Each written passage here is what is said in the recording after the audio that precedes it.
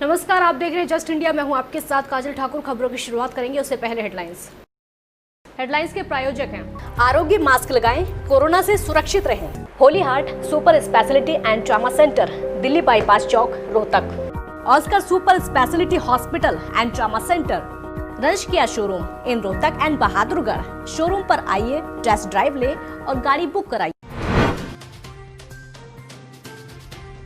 हरियाणा में 16,000 पार हुआ मरीजों का आंकड़ा। प्रदेश में 24 घंटे में मिले 494 नए केस। अब तक 255 लोगों की मौत। आज सोनीपत को मिली मनोहर सौगात। सीएम ने किया 4 करोड़ 38 लाख की लागत से बनने वाली व्यायामशालाओं का उद्घाटन। बोले, बीजेपी जेजेपी मिलकर लड़ेंगी बड़ौदा उपचुनाव, हम चुनाव जीतेंगे। कानपुर एनकाउंटर मामले में आरोपी का घर किया गया ध्वस्त। विकास दुबे के घर पर चला बुलडोजर। पुलिस कर रही आरोपी की तलाश।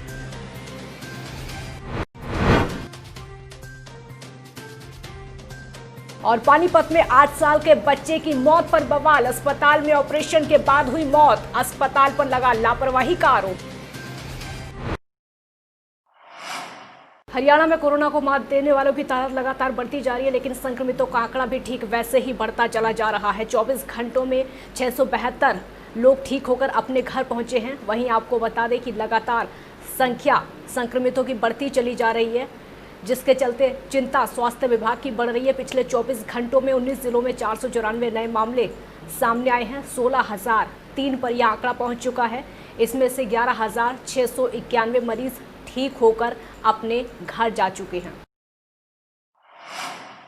आज मुख्यमंत्री मनोहर लाल खट्टर रोहतक पहुंचे और आपको बता दें कि कोरोना वायरस के चलते लॉकडाउन के बाद आज पहली बार मुख्यमंत्री मनोहर लाल रोहतक पहुंचे हैं। यहां सर्किट हाउस में अधिकारियों की मुख्यमंत्री ने बैठक ली और कोरोना वायरस के बढ़ते मामलों को लेकर अधिकारियों से चर्चा की, क्योंकि जिले में लगातार संक्रमितों की संख्या बढ़ती जा रही है और मौत के आंकड़े भी थमने का नाम नहीं ले रहे हैं।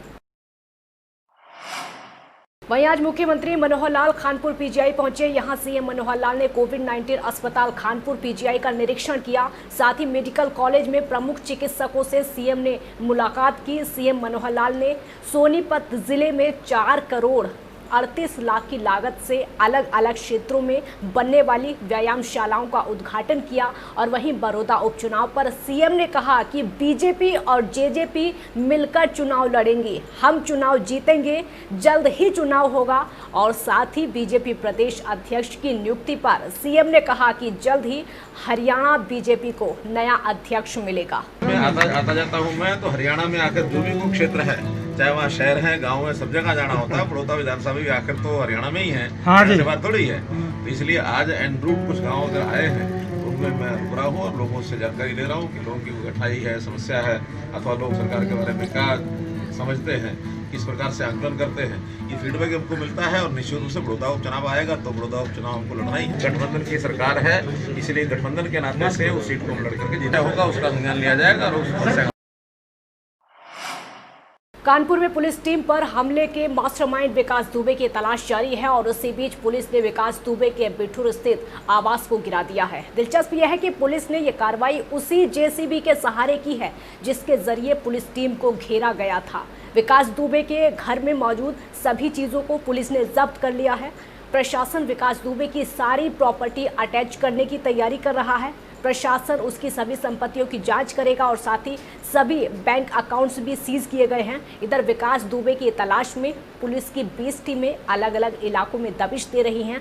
इन सभी इलाकों में विकास के परिवार वाले रहते हैं। नेपाल बॉर्डर पर भी अलर्ट जारी कर दिया गया है। विकास दुबे के फोटो चस्पा कर दिए गए हैं। पुलिस ने अब तक इस मामले में पूछताछ के लिए 12 लोगों को हिरासत में लिया है, जिससे कि जल्द से जल्द विकास दुबे को पकड़ा जा सके। विकास दुबे के नेपाल भागने की भी आशंका है, लिहाजा लखीमपुर खीरी जिले की पुलिस भी अलर्ट है। इसके अलावा पुलिस ने मोबाइल कॉल डिटेल के आधार पर कई लोगों को हिरासत में लिया है, जिनसे पूछताछ जारी है। ये सभी वो लोग हैं जिन्होंने पिछले 24 घंटे में विकास दुबे से बात की थी। इधर मामले में कानपुर पुलिस बड़ी कार्रवाई कर रही है। लगातार पुलिस ने इस मामले में चौबेपुर के थाना अध्यक्ष विनय तिवारी को सस्पेंड कर दिया है। विनय तिवारी चौबेपुर के थाना अध्यक्ष हैं। इस जानकारी के आधार पर कार्रवाई करते हुए पुलिस ने विनय तिवारी को सस्पेंड किया। आज कैथल में पीटीआई अध्यापक राज्य मंत्री कमलेश ढांडा को ज्ञापन देने के लिए पहुंचे, लेकिन अध्यापकों के आने से पहले ही राज्य मंत्री कमलेश ढांडा अपने निवास स्थान से कहीं चली गई। इसलिए हटाए गए पीटीआई अध्यापकों में और उनका समर्थन कर रहे सरकारी कर्मचारियों में काफ़ी आक्रोश देखने को मिला। उनका कहना है कि जो हमारे 1983 पीटीआई अध्यापक हटाए गए, उनके हटाने के विरोध में उस दिन से ही पूरे हरियाणा में सरकार के खिलाफ प्रदर्शन जारी है और इस दौर में हम समय समय पर स्थानीय विधायकों और मंत्रियों को ज्ञापन देते हैं कि वो हमारी आवाज़ सरकार और मुख्यमंत्री तक पहुंचाएं, हमें दोबारा नौकरी पर रखें। इसी दौर में आज राज्य मंत्री कमलेश ढांडा को ज्ञापन सौंपना था कि वो उनकी आवाज़ को उठाएं, लेकिन ऐसा नहीं हो पाया। हरियाणा सरकार में जो पाई क्लास से विधायक है जो कमलेश ढांडा, उसकी हम कड़ी शब्दों में निंदा करते हैं, जबकि सीआईडी के माध्यम से यहाँ पर ज्ञापन दिया गया था, पहले बेरा सूचित किया गया था कि आज जो पीटीआई कोर्ट से निरस्त हुआ, सरकार ने बगैर रिलीव कर नोटिस दे रिलीव किया है, वो आपके कार्यालय के पक्ष आपको अपनी बात सुनाने आवेंगे। 1983 हटाए गए पीटीआईओं की सेवा बहाली के लिए हम लगातार इनको ज्ञापन दे रहे हैं और रिक्वेस्ट कर रहे हैं, भाई हमारी आवाज़ उठाओ। और यहाँ भी मंत्री जी को पता था, जानबूझ के जब ये वहाँ से चले हैं तो ये बनबोरी चले गए। बनबोरी इनके लिए ज़रूरी है जाना, जनता का मतलब घर उजड़ो कुछ उजड़ो, उनकी बात सुनना उनके लिए कोई मायने नहीं रखता। इसकी हम कड़े शब्दों में तो निंदा करते हैं। आज जो हमारा धरना प्रदर्शन है, जो 1983 पीटीआई है, हरियाणा सरकार ने, माननीय सुप्रीम कोर्ट ने ये कहा था भी लॉकडाउन हटने के 5 महीने बाद नई एडवर्टाइजमेंट करनी है, लेकिन अभी तो लॉकडाउन पीक पे है। जिस टाइम आदेश आए तो उस टाइम तो पूरा भारतवर्ष में 100-150 केस थे, आज 6-7 के लगभग लाख के लगभग केस हो चुके हैं और सरकार ने सुप्रीम कोर्ट की बल्कि अवहेलना करते हुए पहले ही एडवर्टाइजमेंट कर दी, इनको बेरोजगार कर दिया। कुरुक्षेत्र में कोरोना की रोकथाम के लिए बनाई गई गाइडलाइंस की धज्जियां लगातार उड़ रही हैं। लघु सचिवालय को छोड़कर सरकारी दफ्तरों में ना तो थर्मल स्कैनिंग हो रही है और ना ही सैनिटाइजर की व्यवस्था है। लघु सचिवालय, जहां उपायुक्त और अतिरिक्त उपायुक्त समेत बड़े प्रशासनिक अधिकारियों के दफ्तर हैं, वहां भी इन नियमों की पालना नहीं हो रही है।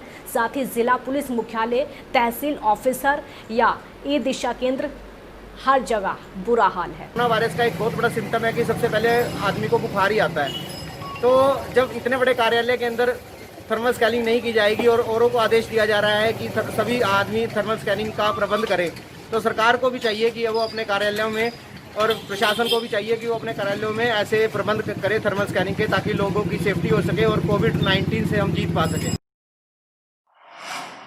रतिया में लोगों ने बिजली घर के गेट पर धरना प्रदर्शन किया और जमकर नारेबाजी की। उनका कहना है कि कई दिनों से बिजली घर के चक्कर लगातार लगा रहे हैं। बिजली संकट की समस्या बनी हुई है, उसका समाधान नहीं हुआ है, लेकिन अभी तक कोई कार्रवाई नहीं हुई। बिजली बाधित होने से घरों में पानी की मोटर नहीं चल पाती है, पीने का पानी नहीं आ पाता है।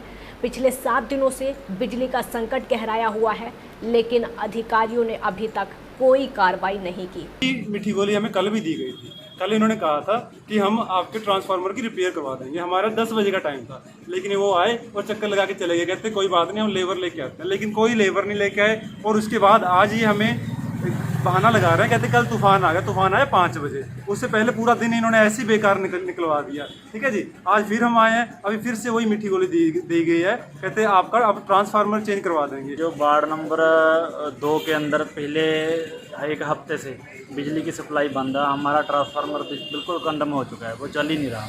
और पिछले 5-7 दिन से हमने बिजली बोर्ड के अंदर एप्लीकेशन दी थी एसडीओ साहब को। एसडीओ साहब ने जेई को मार्क की थी और जेई साहब ने हमें आश्वासन दिया था कि इसका जल्दी से जल्दी मेंटेनेंस करवा कर इसको चलवा देंगे। पहले एक फेस उड़ा था, उसके बाद दूसरा फेस उड़ गया और अब एक फेस के ऊपर सारे महल्ले की बिजली चलती है, वो फेस भी शाम तक उड़ जाएगा। और पिछले 3-4 रातों से लगातार सारे लोग जाकर निकाल। पानीपत के मॉडल टाउन में एक निजी अस्पताल में ऑपरेशन के बाद 8 साल के बच्चे की मौत हो गई। परिजनों ने इलाज में लापरवाही का आरोप लगाकर डॉक्टर के खिलाफ कानूनी कार्रवाई करने की मांग की है। जांच अधिकारी का कहना है कि पोस्टमार्टम करवाकर शव परिजनों को सौंप दिया गया। रिपोर्ट के आधार पर आगामी कार्रवाई की जाएगी। आपको बता दें कि मृतक के परिजनों का कहना है कि पेट दर्द के बाद 8 साल के बच्चे को मॉडल टाउन के एक निजी अस्पताल में भर्ती कराया था। आरोप है कि बिना अल्ट्रासाउंड के ही डॉक्टर ने रात को तकरीबन 10 बजे ऑपरेशन कर दिया। तब तक ब्लड की जांच नहीं की थी और रात को करीब 2:30 बजे अचानक ब्लड नेगेटिव मांगा गया और जब तक उसका इंतज़ाम हो पाता उसके बाद तकरीबन 5 बजे वो वहाँ पहुँचे। तब डॉक्टर ने उन्हें बताया कि बच्चे की हालत बहुत नाजुक है। बच्चे को करनाल के कल्पना चावला अस्पताल रेफर किया गया। घरोंडा टोल पर पहुँचते पहुँचते बच्चे की मौत हो गई। जैसे शरीर के ऑर्गन्स काम करने बंद हुए तो धड़कन कम होगी, तो डॉक्टर साहब बोलते हैं रात को 2:30 बजे कि इसका ब्लड ग्रुप क्या, हमसे पूछते हैं। ये काम था डॉक्टर साहब का। फिर भी हमने बताया बच्चे का ब्लड ग्रुप ए नेगेटिव है। ए नेगेटिव पता चलने के बाद हमने ब्लड का एडजस्टमेंट कराया। ब्लड का एडजस्टमेंट करने के बाद हम हॉस्पिटल जाते हैं। डॉक्टर साहब का जवाब आता है कि आपका बच्चा 30 से 35 मिनट तक ही मतलब जिंदा रह सकता है, इसके बाद मतलब डेड बॉडी हो जाएगा। ऑपरेशन किया, सुबह इसको रेफर कर दिया, उसकी डेथ हो गई रास्ते में। इसका पोस्टमार्टम करवा रहे हैं, बोर्ड द्वारा पोस्टमार्टम हो रहा है। इसके बाद कारणों पता लगा किस कारण इसकी मौत हुई, उसके बाद आगामी कार्रवाई बताएंगे। खबरों के प्रायोजक थे Pramod trading company, tiles, sanitary ware, Ghanipura, Jhajjar road, Rohtak. Asian colour coated Spat limited. Be Fast Fit, India's fastest growing fitness chain, now at Rohtak D Park. Corona महामारी से लड़ने के लिए आरोग्य मास्क लाया है आपके लिए सबसे आधुनिक मास्क। इसके साथ ही आपको मिलेगी आधुनिक PPE किट, वो भी बहुत ही सस्ते रेट पर। contact@arogyamask.com पर जाएं और हमसे संपर्क करें या फिर www.arogyamask.com से जुड़ें। इसके साथ ही आप हमें कॉल कर सकते हैं। हमारा पता है Anand international, plot number 181, sector 25, Panipat, Haryana. Holy Heart Super Speciality and Trauma Center.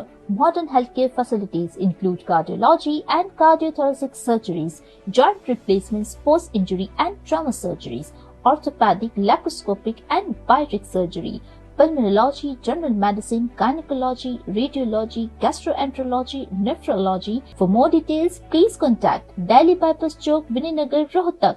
Our helpline 930-6722-176.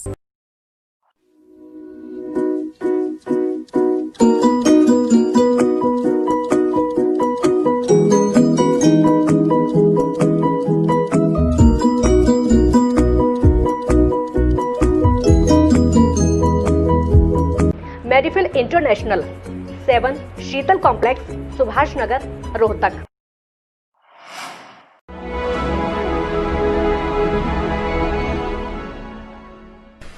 चाचा, आपने नया घर बनवाया है तो घर की छत पर कौन सी शीट लगवाई है?